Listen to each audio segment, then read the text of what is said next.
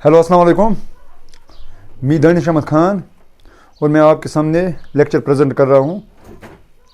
हम क्या पढ़ रहे थे? हम पढ़ रहे थे सेट्स के बारे में, है ना। हमने कुछ क्वेश्चन इसमें किए थे। हम एक्सरसाइज पढ़ रहे थे, एक्सरसाइज 11.1। हमने कुछ क्वेश्चन इसमें किए थे। चलो हम जितने भी क्वेश्चन रह गए, इसमें 2 हैं 3 हैं, कितने हैं, चलो हम वो सेट्स मतलब सॉल्व करेंगे। चलो मुझे बताइए क्या है क्वेश्चन नंबर, कौन सा क्वेश्चन करना है आज? चलो क्वेश्चन नंबर 5 करते हैं।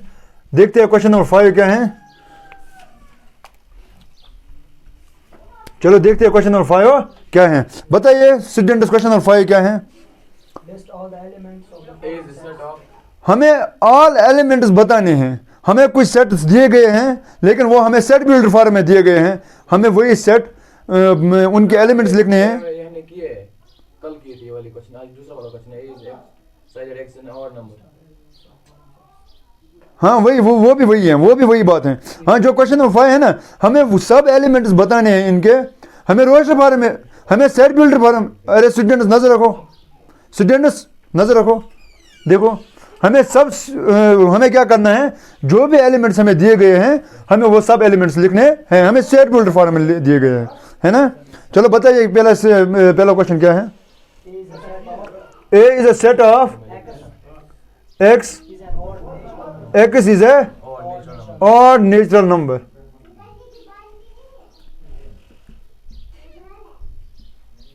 देखो हमें x एलिमेंट लिखना है। x एक ऐसा एलिमेंट है जो a को बिलोंग करता है, लेकिन हमें x की प्रॉपर्टी दी गई है। मैंने आपको बोला था कि जब भी मैं सेट बिल्डर फॉर्म में कोई भी सेट लिखता हूं, मैं वहां पर एक एलिमेंट रिप्रेजेंट करता हूं, मतलब कोई वेरिएबल नाम रखता हूं उसका, चाहे एक्स हो, वाई हो, जेड हो, कुछ भी, लेकिन मैं उसके हिसाब से फिर उसकी प्रॉपर्टी लिखता हूं। बात आई समझ में? इस प्रॉपर्टी के हिसाब से मैं एलिमेंट्स निकाल सकता हूं, ठीक है। प्रॉपर्टी क्या है? All odd natural numbers. हमें वो एक्स, वो सब एलिमेंट्स हैं, वो सब नेचुरल नंबर्स हैं जो क्या है? ऑड। बात आई समझ में? चलो हम देखते हैं क्या है।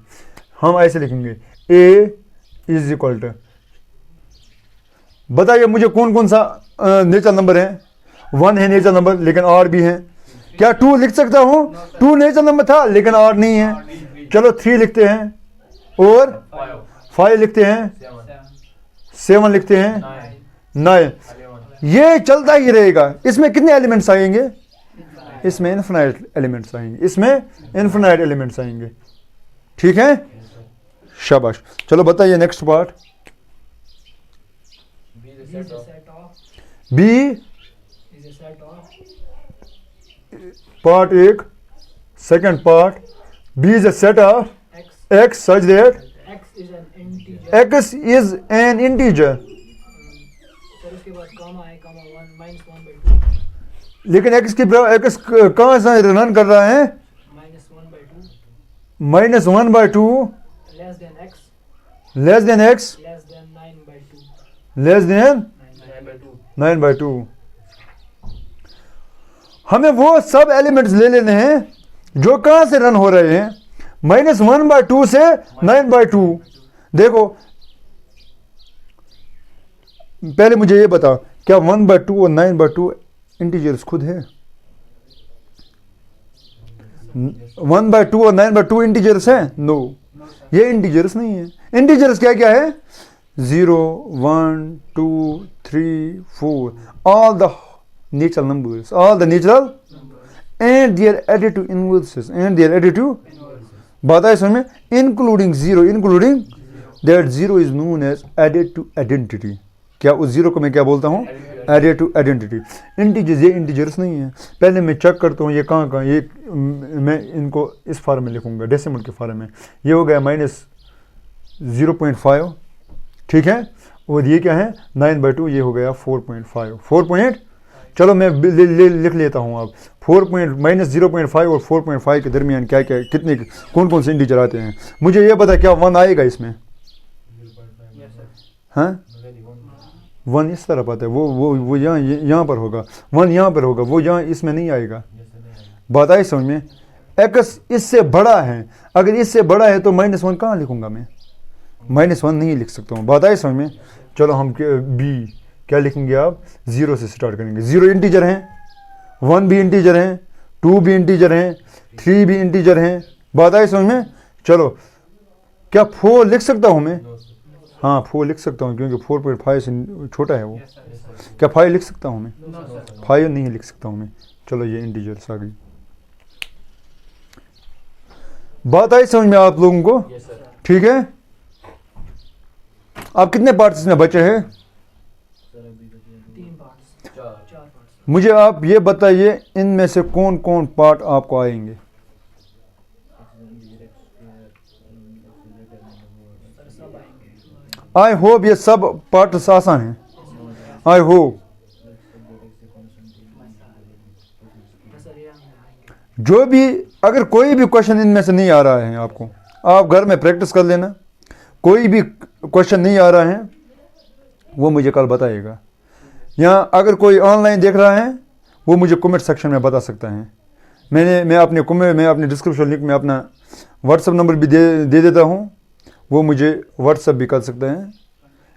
कोई भी क्वेश्चन जो उसको जिस क्वेश्चन में उसको कन्फ्यूजन है, या वो जो क्वेश्चन उनको आता नहीं है।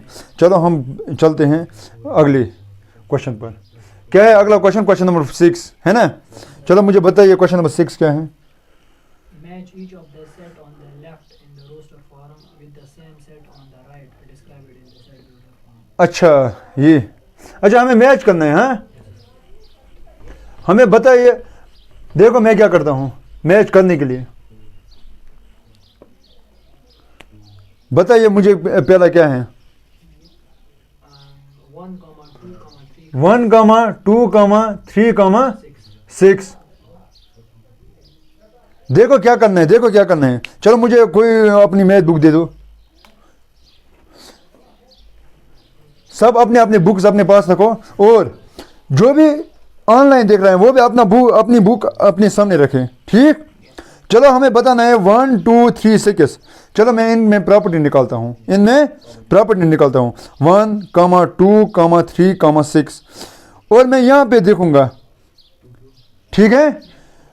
जो पहला है x is a prime number and A divisor of 6। अगर हम इतना ही देखेंगे ए डिवाइजर ऑफ 6, हाँ ये डिवाइजर ऑफ 6 है, 1 भी, 2 भी, 3 भी, 6 भी, लेकिन ये सब प्राइम नंबर्स नहीं है। प्राइम नंबर्स इसका मतलब है ए पार्ट इसको नहीं आएगा, बात आई समझ में। चलो देखिए दूसरा पार्ट आएगा, x is an odd number, ये पहले ही ऑड नंबर बोल रहा है, इसमें 2 और 6 आ गए, इसका मतलब ये भी नहीं है इसमें, बात आई समझ में। चलो तीसरा देखते हैं, x is a natural number, x एक नेचुरल नंबर है एंड डिवाइजर ऑफ 6। क्या x नेचुरल नंबर है? हाँ x नेचुरल नंबर है। क्या डिवाइजर ऑफ 6 है? क्या सब 6 को डिवाइड करते हैं? हाँ 1 भी 6 को डिवाइड करता है, 2 भी, 3 भी, इसका मतलब है इसको सी पार्ट आएगा, पहले वाले को क्या आएगा? C part. अच्छा मुझे ये पता 2, 3, 2 x is a prime number, हाँ x एक प्राइम नंबर, ये दोनों प्राइम नंबर हैं और डिवाइजर ऑफ 6 हैं। चलो इसको बी पार्ट आएगा, ठीक है। ये M8, हाँ स्टूडेंट्स कोई कंफ्यूजन? चलो MATHEICS ये है ना। चलो मुझे ये पता ये किस में आएगा? ये मैथमेटिक्स के बोर्ड में आएगा, है ना, क्योंकि ये सब लेटर दिए गए। फिर क्या बचा? x नेचुरल नंबर एंड 1, 3, 5, 7, 9, ये बी के साथ आएगा, बी के साथ। किसके साथ आएगा?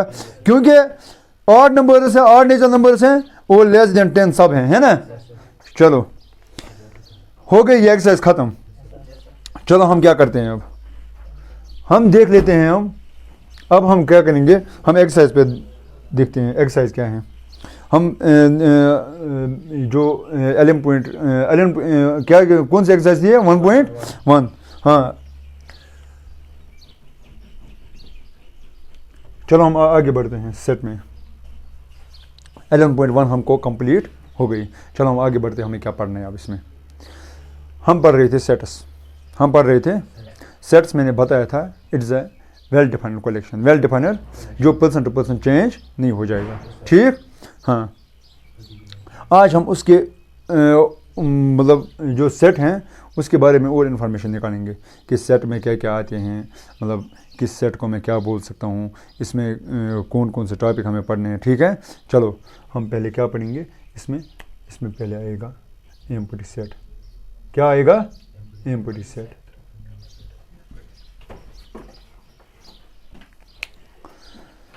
देखो स्टूडेंट्स, हम एम्प्टी सेट देख लेते हैं एम्प्टी सेट क्या है।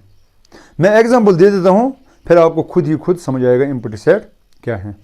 चलो मैं एक सेट लिख लेता हूँ, लेकिन मैं वो रोस्टर फॉर्म में नहीं लिखूंगा, मैं वो दिखाऊंगा सेट बिल्डर फॉर्म में। वो क्या मैं दिखाऊंगा? सेट बिल्डर फॉर्म में। चलो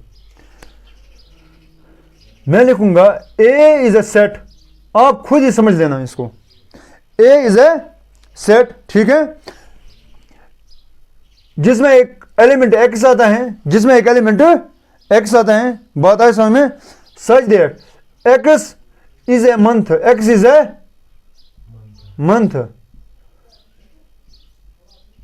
starting with letter C, letter C. हाँ स्टूडेंट्स, मुझे बताइए आप, मैंने एक सेट लिया, लेकिन किस फॉर्म में लिया? सेट बिल्ड फॉर्म में। ठीक है, बात आई समझ में? चलो मैंने बोला है एक्स एक इसका एलिमेंट है। एक्स किसका एलिमेंट है? ए का एलिमेंट। एक्स एक ऐसा एलिमेंट है, एक्स एक मंथ का, एक्स एक मंथ है, एक्स एक जिसका नाम किससे स्टार्ट होता है?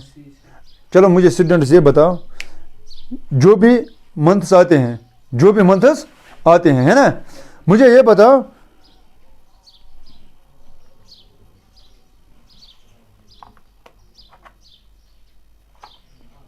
Okay sorry for the disturbance. हाँ चलो स्टूडेंट्स, मुझे ये बताइए कि क्या ऐसा कोई महीना आता है जिस महीने का नाम सी से स्टार्ट हो?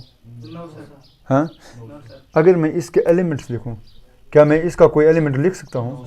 नो, मैं इसका एलिमेंट नहीं लिख सकता हूँ, लेकिन ये सेट है, क्योंकि मैंने इसको किस फॉर्म में बताया? सेट बिल्ड फॉर्म में। अब मैं इसको ऐसे भी लिख सकता हूँ, क्योंकि कोई एलिमेंट नहीं है, कोई एलिमेंट नहीं है। क्या अगर मैं इसको ऐसे लिखूंगा, क्या ये हो सकता है? जीरो भी एक एलिमेंट है, जीरो भी एक एलिमेंट है। जब मैंने इसको इस एलिमेंट में डाला है, ये इसका मतलब है इस एलिमेंट में एक नंबर है, एक नंबर है। बात आई समझ में?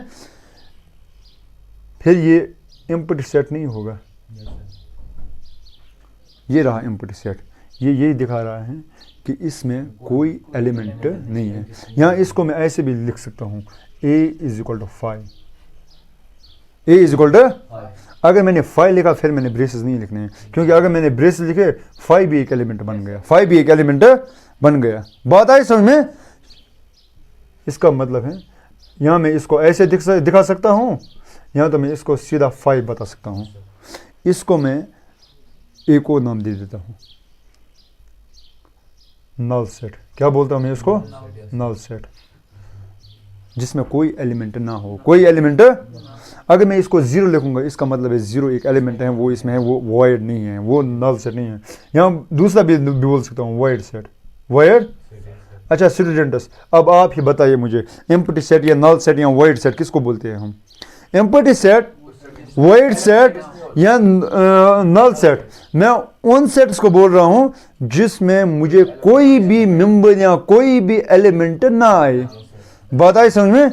शाबाश। वो सेट या वो मतलब नल सेट या वॉइड सेट या एम्प्टी सेट में उस सेट को बोल रहा हूं जिसमें मुझे कोई मेंबर, कोई एलिमेंट ना आए। उसको मैं कैसे रिप्रेजेंट करता हूं? A5, A5। यहां मैं उसको लिखता हूं braces without any element, without any element. बात आई समझ में? शाबाश। हाँ, ये हो गया एम्प्टी सेट, ये हो गया, ठीक है। अच्छा मुझे अब बताइए, ये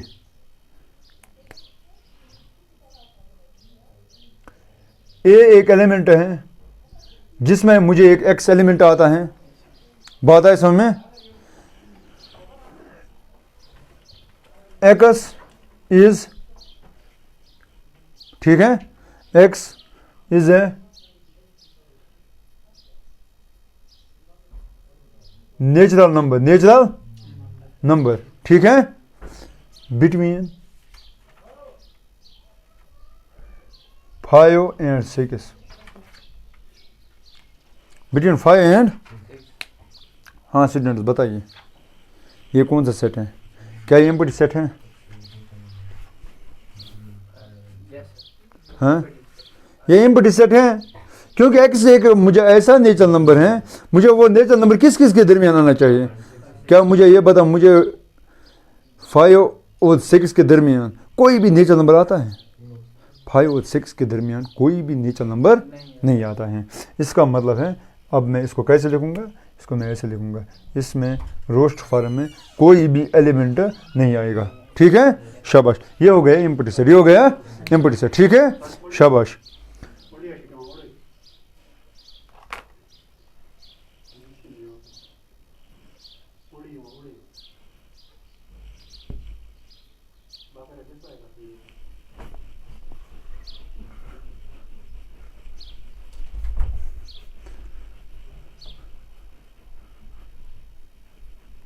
चलो हम आगे बढ़ते हैं सेट्स में, हम सेट्स देखते हैं, दो तरह के सेट्स दो तरह के होते हैं, एक को मैं बोलता हूँ फाइनाइट सेट्स, और दूसरा होता है infinite sets.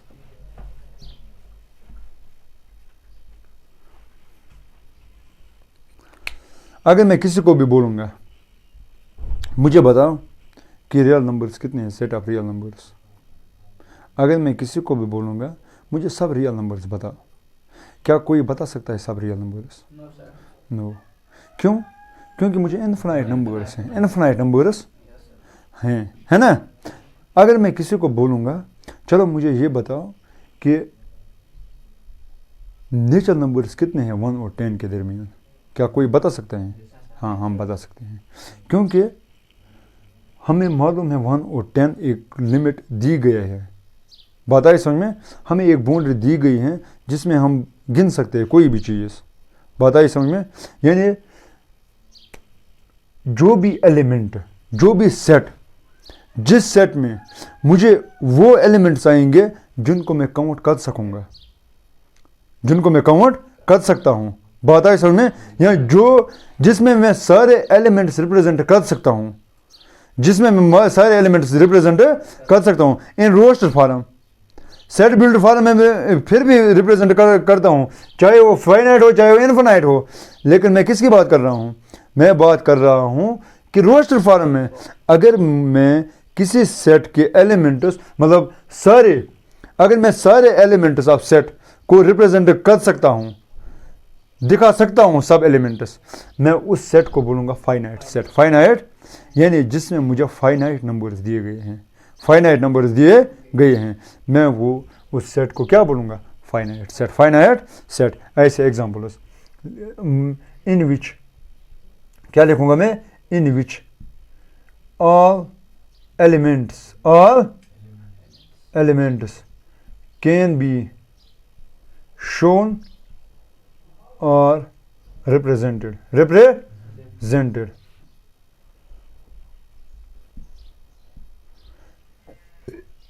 or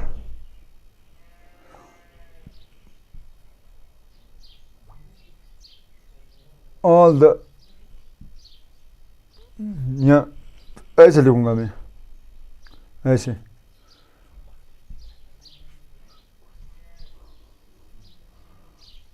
countable set, यानी जिसके एलिमेंट्स काउंटेबल हो, जिनको मैं काउंट कर सकता हूँ, ठीक है। इसमें क्या आएगा? इन विच ऑल एलिमेंट्स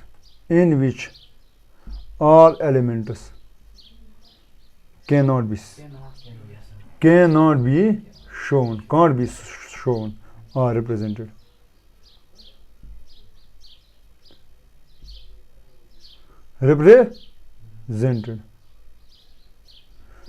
यहां मैं ऐसा लिख सकता हूं, रिप्रेजेंट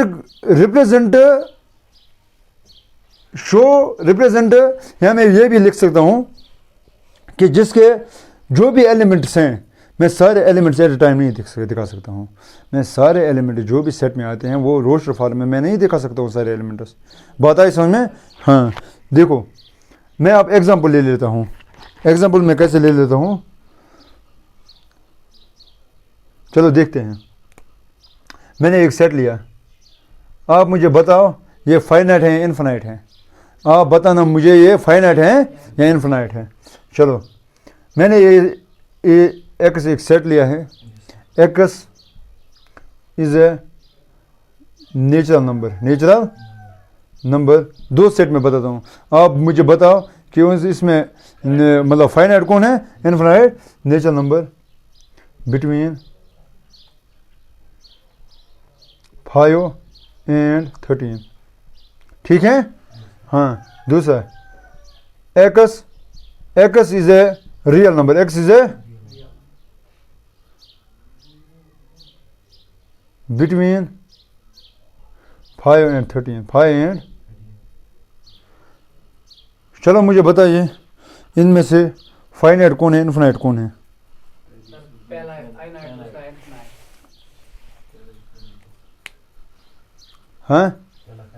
हाँ मैं इसके सारे एलिमेंट 5 6 मैं लिखूंगा 6 7 8 9 10 11 12 है ना। दूसरा इनफिनाइट। चलो मुझे इसमें बता, मैं हाँ वो भी हैं 5 मतलब 6 7 8 9 10 11 12 है ना, वो भी हैं। क्या 5.1 नहीं है नहीं रियल नंबर? क्या 5.1 1 2 3 4 वो नहीं है? कितने एलिमेंट्स हैं?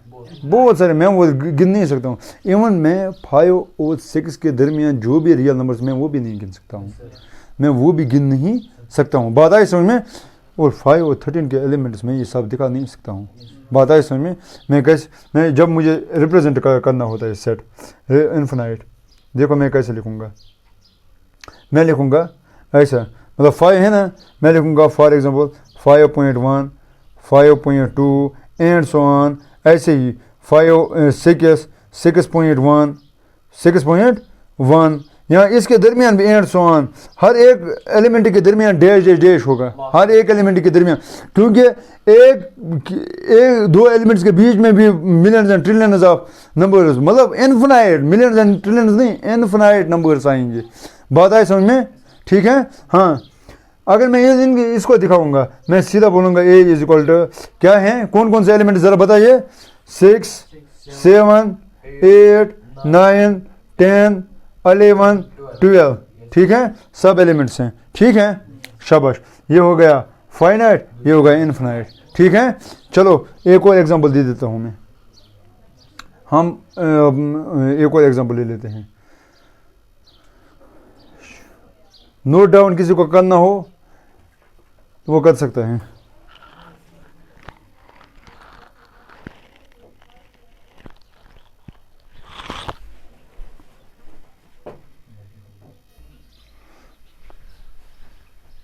हाँ चलो स्टूडेंट्स, चलो हम एग्जांपल ले लेते हैं। हम कुछ और एग्जांपल ले लेते हैं, फिर हम देखते हैं फाइनाइट इनफिनाइट। ठीक है, चलो मुझे ये बताओ, ए एक एलिमेंट है, उसमें एक्स आता है। ठीक है, एक्स इज ए स्टूडेंट। ठीक है,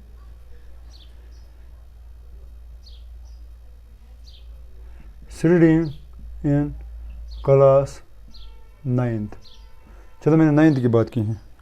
मुझे ये बताओ ये कौन सा सेट है?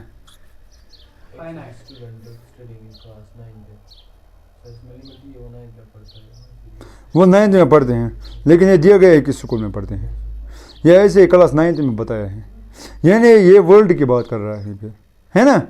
अच्छा मुझे ये बताओ वर्ल्ड में कितने 9th क्लास के स्टूडेंट्स होते हैं?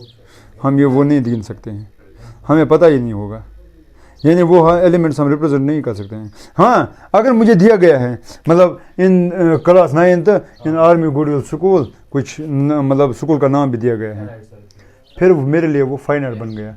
लेकिन यहाँ पर ये क्या है, ये इनफिनाइट है, इनफिनाइट है। हाँ अगर स्कूल का नाम दिया गया है वो क्या है, फाइनाइट। ठीक है, चलो मुझे ये बताओ, ये अच्छा हम अभी पढ़ रहे थे finite sets, sorry empty sets, मुझे वो बता क्या एम्प्टी सेट जो हैं वो फाइनाइट है, इनफिनाइट सेट है?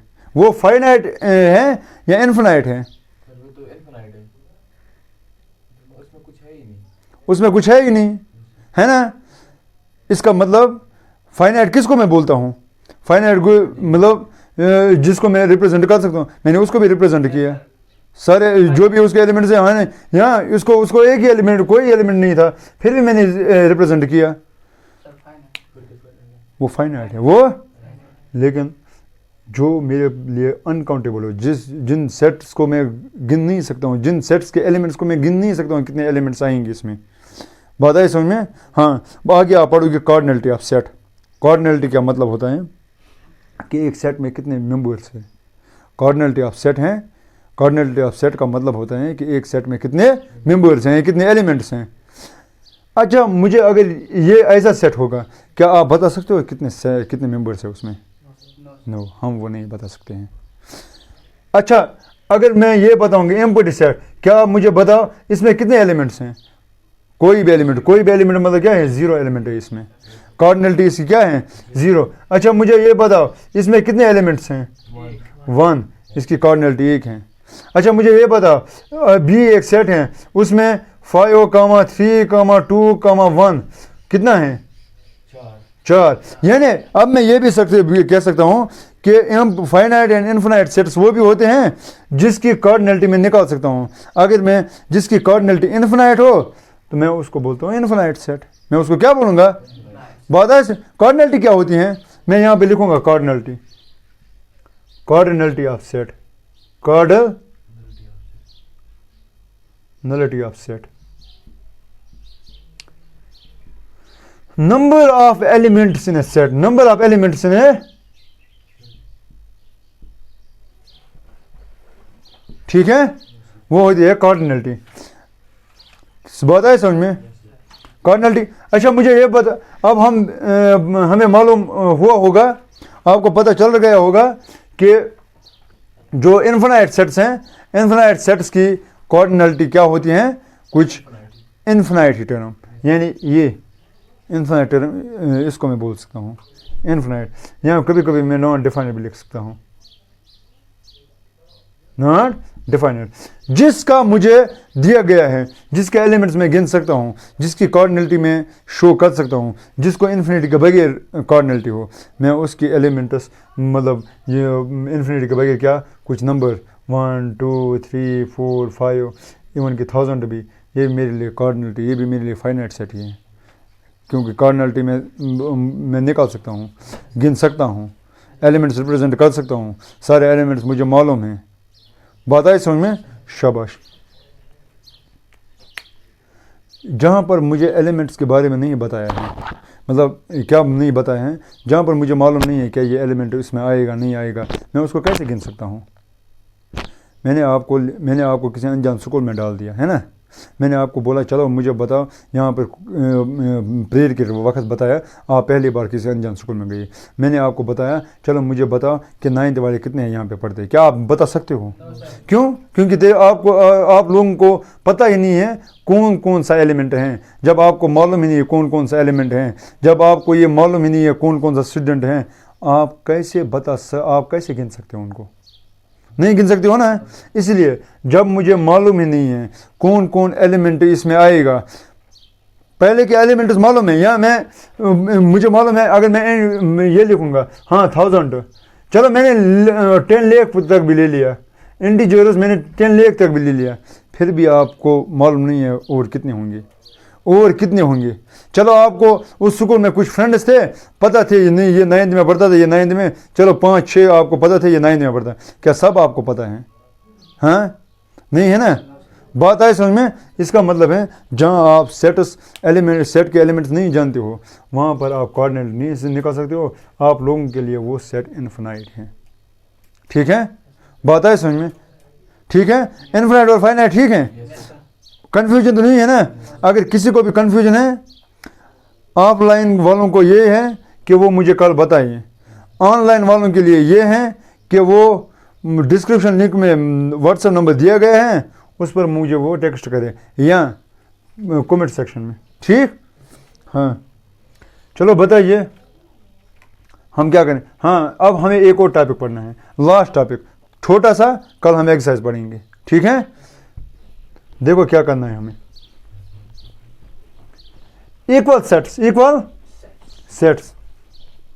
देखो मैंने अभी आपको बताया कि जो भी एलिमेंट्स आते हैं, number of elements in a given set is known as the coordinate of that set. Number of elements in a given set is known as coordinate of that set. देखो मैं इक्वल सेट्स ले लेता हूँ, equal sets,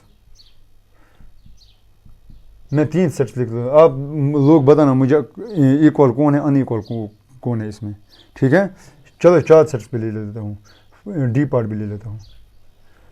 इसमें मैं लिखूँगा 1 2 3 4, इसमें लिखूँगा मैं 2 3 1 4, ठीक है।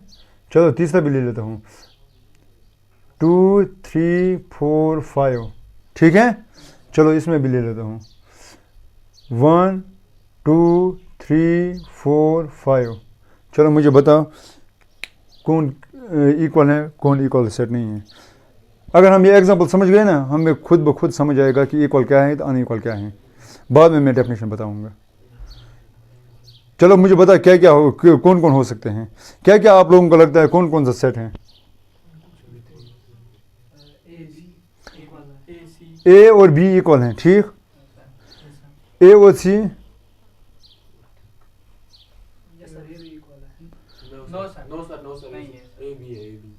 ए बी इक्वल हैं, क्यों।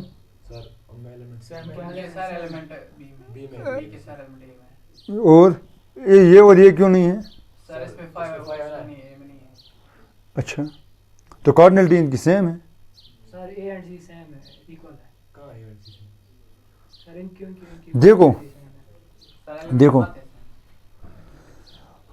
इक्वल सेट्स में उनको बोलता हूं जहां पर मुझे सारे एलिमेंट्स सेम होंगे। मैं ऐसे लिखूंगा 2 equal sets, 2 equal sets, 2 equal sets. या मैं ऐसे लिखूंगा sets are said to be equal, 2 sets are said to be equal, 2 sets are said to be equal, said to be. If क्या लिखूंगा मैं, इफ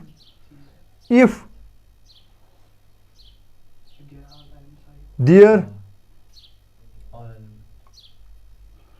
all elements are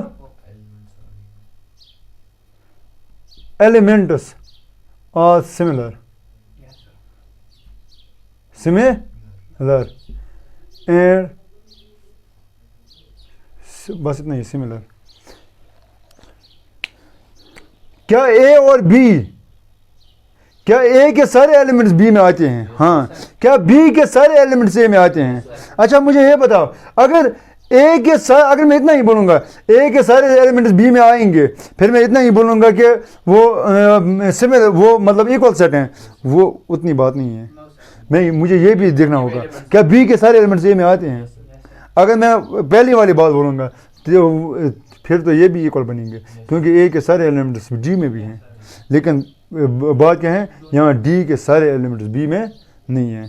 और जब कोऑर्डिनेलिटी different हो, पहले वो देखो इक्वल सेट्स देखने के लिए क्या करना होता है, पहले कोऑर्डिनेलिटी चेक करते हैं। चलो अगर कोऑर्डिनेलिटी सेम हो, अगर कोऑर्डिनेलिटी सेम ना हो तो वो किसी भी हाल में इक्वल सेट्स नहीं है। इक्वल सेट देखने के लिए आपको 2 सेट दिए गए हैं, आप सबके एलिमेंट्स लिखो, मतलब ए के भी एलिमेंट्स लिख लीजिए और बी के एलिमेंट्स भी लिख लीजिए। अगर कोऑर्डिनेलिटी सेम नहीं आई, अगर कोऑर्डिनेलिटी, तो इक्वल की बात वहाँ पर ही छोड़ दो। क्योंकि पहले हम क्या देखते हैं कि कोऑर्डिनेलिटी सेम है या नहीं है। कोऑर्डिनेलिटी क्या पता है, नंबर ऑफ एलिमेंट्स, क्या उसके नंबर ऑफ एलिमेंट्स और इसके नंबर ऑफ एलिमेंट्स सेम है। हाँ, अगर सेम है फिर बाद में चेक करो। बाद में क्या चेक करना है, क्या जो भी एलिमेंट्स इसमें हैं क्या वो भी इसमें हैं, क्या जो इसमें हैं क्या वो सब इसमें हैं। बात आई समझ में, यानी एक दूसरे के सेट देखने हैं, ठीक है। बात आई समझ में, शाबाश। इक्वल सेट्स क्या होते हैं, अब जो भी ए आर, मैं ऐसे लिखूंगा ए एंड बी, चलो नोट डाउन लेकर करो, ए एंड बी, चलो आप लिख लीजिए ये, A and B are said to be equal, A and B are said to be equal sets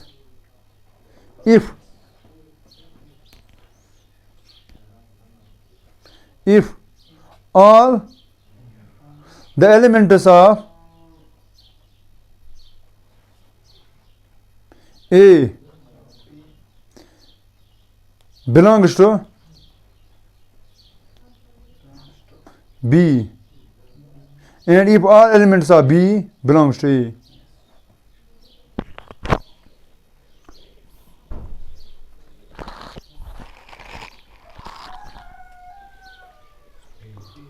ठीक है,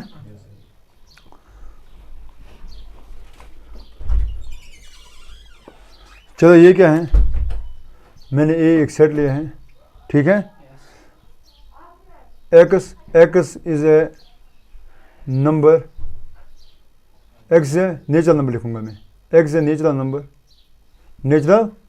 नंबर, ठीक है, लेस देन 9, एक्स है नेचुरल नंबर लेस देन 9, दूसरा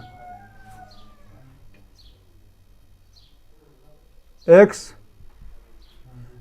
is a whole number, x is a whole number, यहाँ पे मैं लिखूंगा such that x greater than less than 9. चलो मुझे ये बताओ क्या ये इक्वल हैं? हाँ, देखो क्या करना है, जब भी आपको दो सेट, मैं ये सेट भी लिख लेता हूँ, सॉरी, देखो स्टूडेंट्स क्या करना होता है, अगर मुझे दो सेट बोल रहे हैं कि वो बताओ वो इक्वल हैं या नहीं, सेट बिल्डर फॉर्म में दिए गए हैं, क्या करना है, पहले हम रोस्टर फॉर्म में लिखेंगे, उसको क्या करेंगे, रोस्टर फॉर्म में लिखेंगे। चलो मैं इसको भी रोस्टर फॉर्म में लिख लेता हूँ, इसको भी, अगर इसके मतलब अगर ए के सारे एलिमेंट्स बी में थे या बी के सारे एलिमेंट्स ए में थे तो मैं मान लूँगा कि ये इक्वल सेट हैं। चलो देख लेते हैं, roster form of A, roster form of, चलो मैंने इसकी रोस्टर फॉर्म ले ली। चलो मुझे बताइए एक्स से नेचुरल नंबर कहाँ से शुरू होते हैं, 1 से, 1 2 3 4 5 6 7 8 8, क्या 9 लिख सकता हूँ? नहीं, लेस देन 9 बोल रहे हैं, सारे एलिमेंट्स आ गए। देखो चलो बी के लिख रहा हूँ, मुझे पता है एक्स होल नंबर कहाँ से शुरू होता है, 0 से, लेकिन ये क्या कंडीशन क्या दे रहा है, x greater than 0, x greater than बोल रहे हैं ना। चलो ग्रेटर देन 0 क्या होता है फिर, 1 2 3 4 5 6 7 8। अब मुझे पता क्या इक्वल सेट्स हैं, ठीक है। अगर मुझे ये कंडीशन नहीं दी गई थी, ये कंडीशन नहीं दी गई थी, मुझे इतना ही बोल रहा था लेस देन 9, लेस देन, क्या ये इक्वल थे? नहीं, क्योंकि 0 भी आता था। क्या अगर लेस देन 9 भी नहीं दिया था, यहां पर भी नहीं दिया था, यानी एक्स से नेचुरल नंबर, यहाँ पर एक्स से होल नंबर, क्या नेचुरल नंबर होल नंबर का सेट एक हो सकता है? ठीक है, शाबाश। अच्छा मुझे ये बताओ, अब आपको होमवर्क एक है, अब आपके लिए एक होमवर्क है, अब आप लोगों के लिए एक होमवर्क है। देखो होमवर्क क्या है, आप लोग मुझे जवाब दे देना। जो पढ़ रहे हैं वो ऑफलाइन पढ़ रहे हैं, वो मुझे कल इसका जवाब दे देना, और जो ऑनलाइन पढ़ रहे हैं, क्योंकि ये लास्ट क्वेश्चन मैं आपको पूछूंगा तो मैं लेक्चर यहाँ पर ही ख़त्म हो जाएगा, ठीक है। फिर हम कल क्या पढ़ेंगे, कल हम पढ़ेंगे एक्सरसाइज के। आप लोगों के क्वेश्चन, आप लोगों के लिए क्वेश्चन ये है कि एक सेट है, ए एक सेट है, मैं यहाँ पर लिख लेता हूँ इसको, ए एक सेट है, मैंने ए एक सेट ले लिया है,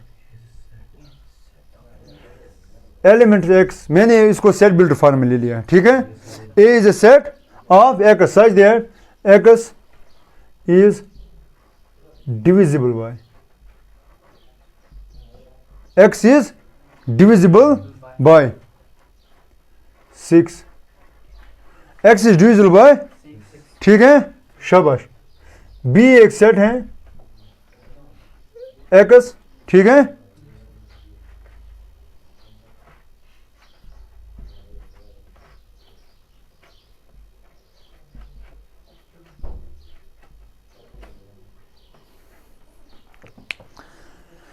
एक्स एक एलिमेंट है सच दैट एक्स किससे डिवाइड होता है, 6 से। एक्स एक एलिमेंट है सच दैट एक्स किसके मल्टीप्लिकेशन में आता है, 6 के मल्टीप्लिकेशन में आता है। आप मुझे कल बताना क्या ये सेट्स इक्वल हैं या नहीं है, या अनइक्वल हैं, ठीक है। और जो वीडियो देख रहे हैं वो मुझे डिस्क्रिप्शन लिंक में मतलब नंबर दिया है, वो मुझे व्हाट्सअप कर सकते हैं, मैं उनको रिव्यू दे दूंगा कि वो ठीक किया उन्होंने या गलत किया, ठीक है। या कमेंट में बोल सकते हैं कि ये इक्वल है या नहीं है। अगर कोई इक्वल बोल रहा है वो मुझे बताएगा क्यों, अगर कोई अनइक्वल बोल रहे हैं वो भी मुझे बताएगा क्यों। बात है समझ में, यानी यस और नो बताना है, लेकिन रीज़न भी साथ, मतलब क्यों। बात है समझ में। चलो मैं इसको वीडियो को यहाँ पर ही अलविदा करता हूँ और आज का लेक्चर यहाँ पर ही ख़त्म, और दीजिए इजाज़त। अल्लाह हाफिज़। ठीक, चलो गुड बाय।